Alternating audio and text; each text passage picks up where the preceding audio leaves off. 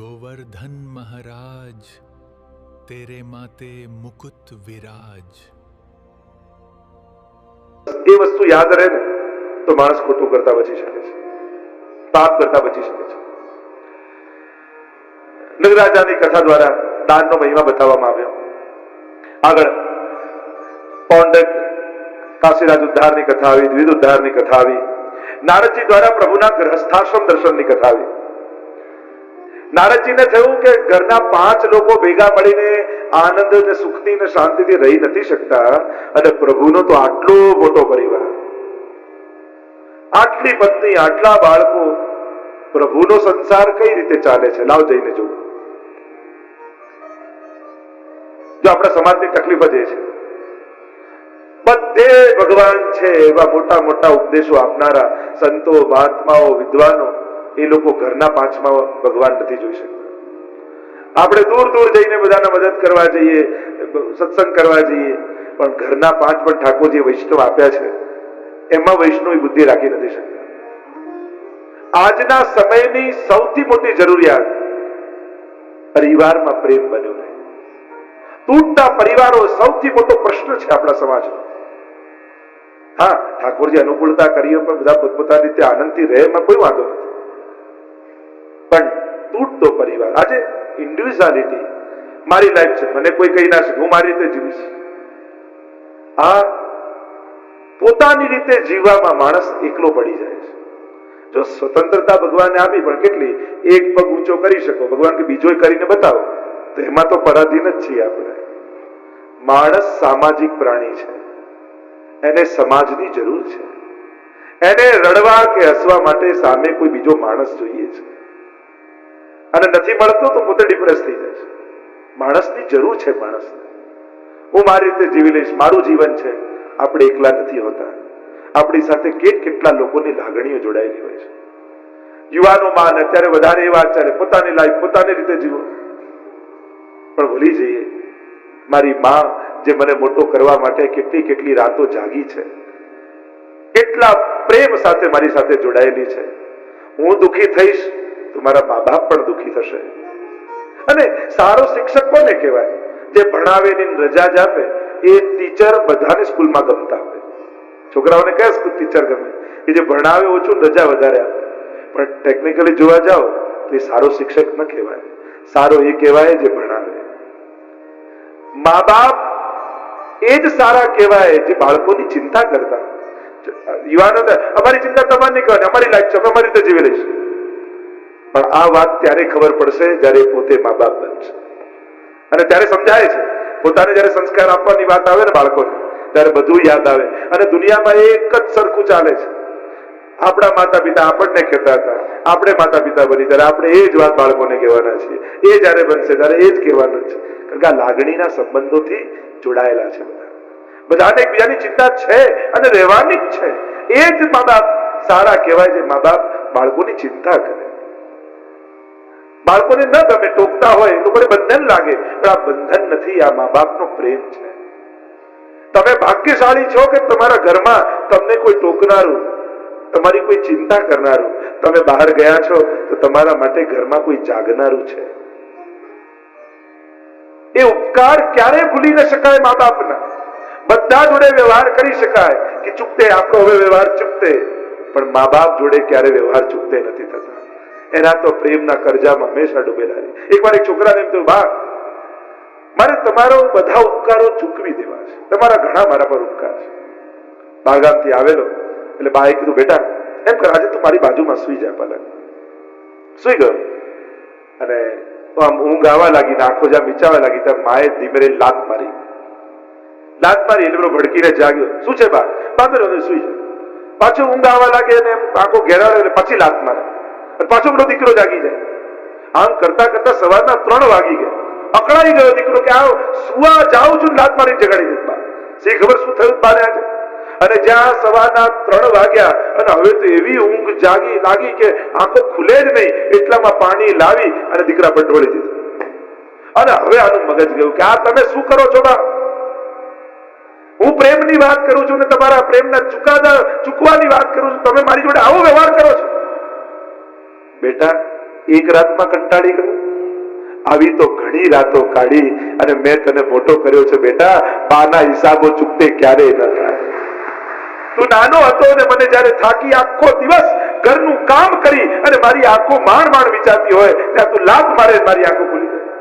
પાછી માંડ થાકીને સુવા જાઉં, તું લાત મારે જાગી જાઉં અને આખી રાતના 3 વાગ્યા હોય અને તું પથારી ભીની કરે અને હું તને કોરામાં સુડાઈને ભીનામાં સુઈ જતી.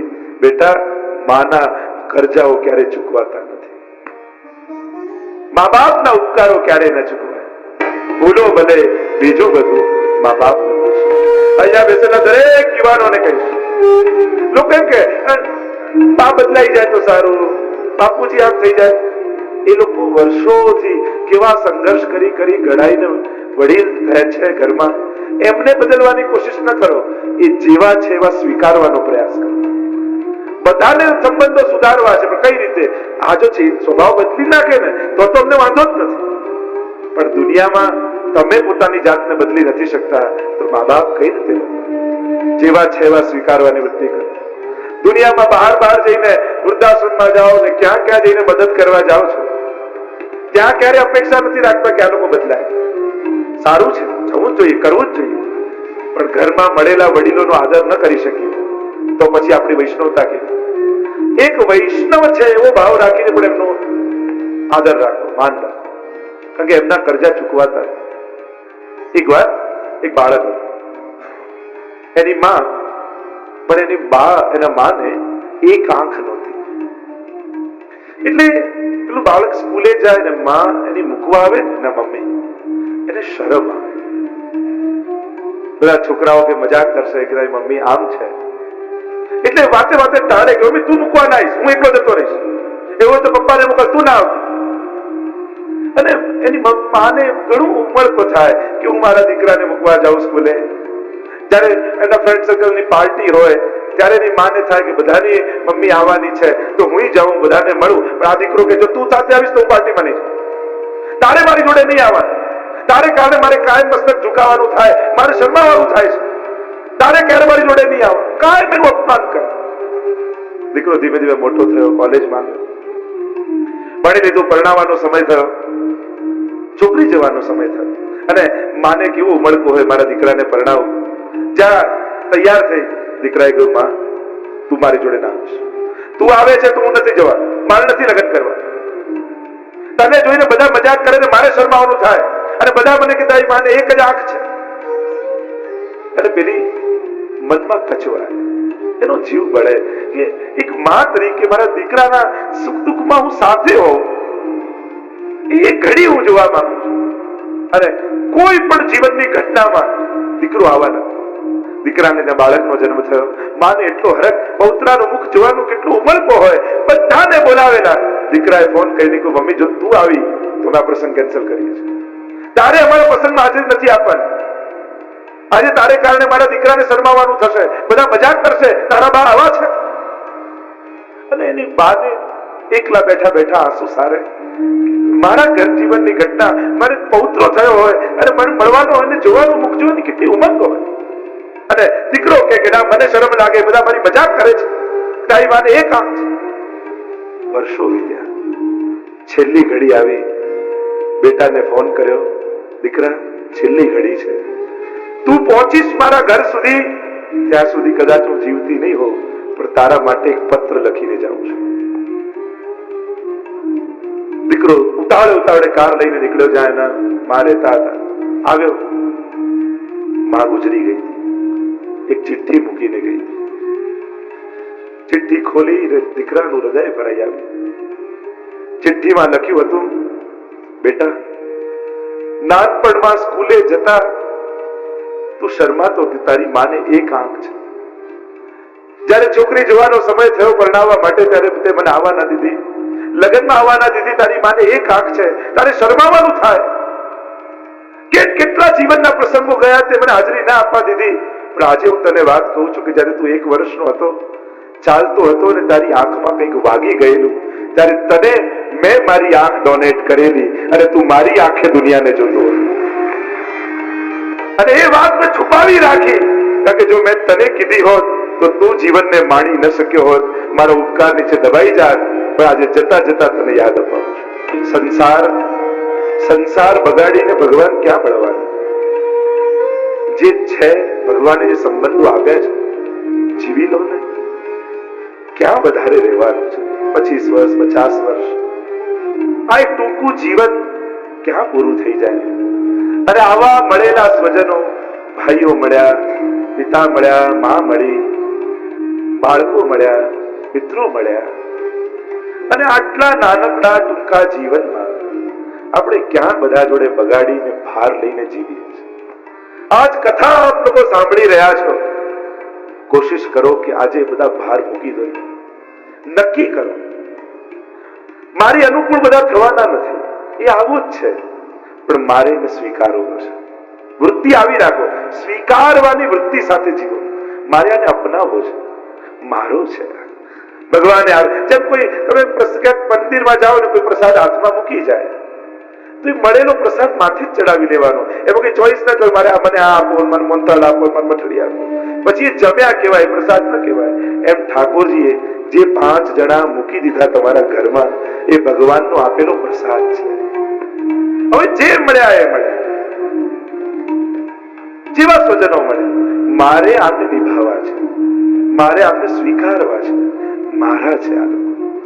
અને આવી ભાવના, ભક્ત બનવું છે તો જે મળેલા વૈષ્ણવને પામી ન શક્યો એ ન દેખાતા ભગવાનને ક્યાંથી પામવાનો? જે ભગવાનના જનોનો ન થઈ શક્યો એ ભગવાનનો કઈ રીતે થવાનો? સ્વીકારો, અપનાવો. આ કથાનું ફલ જ આ છે. સુધરતો સમાજ જોવા માંગુ છું. વિકાસ, વિકાસ, આગળ વધો, આગળ વધો. પણ ક્યાં આ વિકાસ જ માણસના પતનનું કારણ ન બની જાય, સાવધાન રહેજો. બધું મેળવવામાં ક્યાંક નજીકના લોકોને ગુમાવી તો નથી દેતા ને આપણે? વિચારજો. આ ક્ષણો પાછી નહીં આવે, આ જીવનના અમુક વર્ષો પાછા નહીં આવે. ચિંતન કરો. ડેવલપમેન્ટ, વિકાસ, વિકાસ, વિકાસ, અને ક્યાંક વિકાસ માણસના પતનનું કારણ ન બને. અને જે રીતે માણસ જાતિનો વિકાસ થઈ રહ્યો છે, ખતરો ઉભો થઈ ગયો છે, આ ડેવલપમેન્ટ માણસનો ક્યાંક પતનનું કારણ કે જે 10-20 વર્ષે બાળકે જાણવું જોઈએ એ 10 વર્ષે જાણી રહ્યો છે આજે છોકરાઓ. આ ખતરનાક છે સમાજ માટે. વિકાસની પણ એક પદ્ધતિ અને પ્રોસેસ જોઈએ. જે સમયે, જે ઉંમરે જે મળવું જોઈએ એ જ મળવું જોઈએ. બધું સરળ અને સહજ થઈ જશે ને. લોકોને આજે જો યુવાનોમાં 25-30 વર્ષે તો જીવવાની ઈચ્છા ખતમ થઈ જાય, એવું થઈ જાય. બધું મળી ગયું, હવે શું? પહેલા ન મળતું એનું ડિપ્રેશન આવતું હતું. હમણાં 2-5 વર્ષથી મને જયારે યુવાનો મળે છે ત્યારે ઊંધું થયું છે. બધું મળી ગયું એનું ડિપ્રેશન આવે છે. બધું સક્સેસ મળી ગયું, જોઈતી જોબ મળી ગઈ, ભણી લીધા, બધું થયું, હવે જીવીને શું કરવાનું? થોડા વર્ષોથી હું હવે આવું ડિપ્રેશન જોઈ રહ્યો છું છોકરાઓ. બધું જ સરળ, બધું જ મળી ગયું, હવે જીવીને શું કરવાનું? પછી વ્યસનોમાં અને ક્યાં એનું જીવન ખતમ કરી નાખે છે. વિચારવું જોઈશે. હવે આપણે બધાએ આ લાગણી, આ હૂંફ, આ પરસ્પરનો પ્રેમ એ જ જીવનનું બળ છે. બધું જ હોય ને એકલો ઓરડામાં બેઠો રહેતો એ માણસ ભાર લઈને જીવતો હોય છે. અરે રડવા માટે ખભો તો જોઈએ ને માણસ. ક્યાં તમારી લાગણીઓને અભિવ્યક્ત કરશો? બધા જોડે બગાડીને બેસી જશો. માણસને ધન આવે ને એટલે એમ થાય બધા મારી ઈર્ષા કરે છે, એમ ઈર્ષા કરે છે, મારાથી ઈર્ષા કરે, એમ કરી કરીને એકલો પડી જાય છે માણસ. સફળતા ઘણીવાર માણસને એકલો પાડી દે, કારણ કે એને પોતાને એમ વિચાર્યા કરે કે બસ બધા મારી ઈર્ષા કરે છે, બધા મારો તેજો દ્વેષ કરે છે, એમ કરી કરીને બધા જોડે સંબંધો તોડી દે. છેલ્લે તો 4 ખભા બધાને જોઈશે, દરેકને જોઈશે ગયા પછી. અને એટલા માટે સંબંધોને સાચવો. ભગવાન દરેક સંબંધોને જીવીને બતાવે છે. ભાઈ હોય તો કેવો કે કૃષ્ણ જેવો, દીકરો હોય તો કેવો કે કૃષ્ણ જેવો, પતિ કેવો તો કે કૃષ્ણ જેવો, સખા કેવો હોય તો કે કૃષ્ણ જેવો. તમે ઠાકોરજીને, કૃષ્ણના ચરિત્રને જુઓ, દરેક સંબંધોમાં મૂલ્યાંકન કરો. દરેક સંબંધોને ભગવાને જીવ્યા છે. અને આજ માનવ જીવનની સફળતા છે કે બીજા માનવી જોડે સારી રીતે જીવી શકાય. એ જ માનવતાનો વિકાસ છે. બધા જોડે છૂટા પડી અને મોબાઈલ, ટીવી ને કોમ્પ્યુટર જોડે માણસ જીવવા માંગે છે. અને આ બધી વસ્તુઓએ માણસને એકલો પાડી દીધો છે. જોજો, છોકરાઓ એકલા પડી જાય, એને એકલા રહેવું ગમે, કારણ કોમ્પ્યુટર પાસે છે, મોબાઈલ પાસે છે, ટીવી પાસે છે. માં કરતા સિનેમામાં વધારે રસ. વિજ્ઞાને જે ગોતીને આપ્યું, માણસને એકલો પાડ્યો છે. કારમાં 4 જણા જતા, 4 પાસે મોબાઈલ હોય ને, એક દુબઈ વાત કરતો હોય, એક અમેરિકા વાત કરતો હોય, એક લંડન વાત કરતો હોય, પણ ચારે એકબીજા જોડે વાત ના કરતા. દૂરના લોકોને નજીક કર્યા અને નજીકના લોકોને દૂર કર્યા. તમને કોઈ દૂરથી ઘરે મળવા આવ્યું છે અડધો કલાક માટે, અને એની આગળ ફોન ઉપર તમે બીજા જોડે 15 મિનિટ બગાડી દો, આ બરાબર નથી. તમને કોઈ મળવા આવ્યું હોય ત્યારે ફોન સાયલેન્ટ કરી તમારે એને મહત્તા આપવી જોઈએ. વ્યક્તિને મહત્તા આપો. આપણે બધા આજે એટલું બધું સમાજ ઉપયોગ કરીએ એનો વાંધો નહીં, પણ પરાધીન એ વસ્તુના થઈ જશો ને, તે જ વસ્તુ તમારા દુઃખનું કારણ બની જશે. પહેલા મોબાઈલ નતા, આપણે ઘરથી નીકળતા તો વાંધો આવતો. આજે મોબાઈલ વગર નીકળીએ તો એવી બીક લાગે, ગાડી બગડશે તો, કંઈક થઈ જશે તો, આમ થઈ જશે તો. એટલે આ બધી વસ્તુઓ ઇન્સિક્યોરિટી પેદા કરે છે આપણા જીવન, કે આ નથી તો જીવી જ નહીં શકાય, આ નથી તો આપણે ગયા. કેટલી ઇન્સિક્યોરિટી આપણા મનમાં આવી જાય, કેટલા પરાધીન આપણે આ વસ્તુમાં જઈએ. મંગળ પર જીવન છે કે નહીં એને જોવા માટે, એને શોધવા માટે કરોડોના ખર્ચા કરી યાન મોકલીએ છીએ કે આ મંગળ ગ્રહ પર જીવન છે કે, પણ આ જીવનમાં મંગળ છે કે નહીં એનો કોઈ વિચાર કરતા નથી.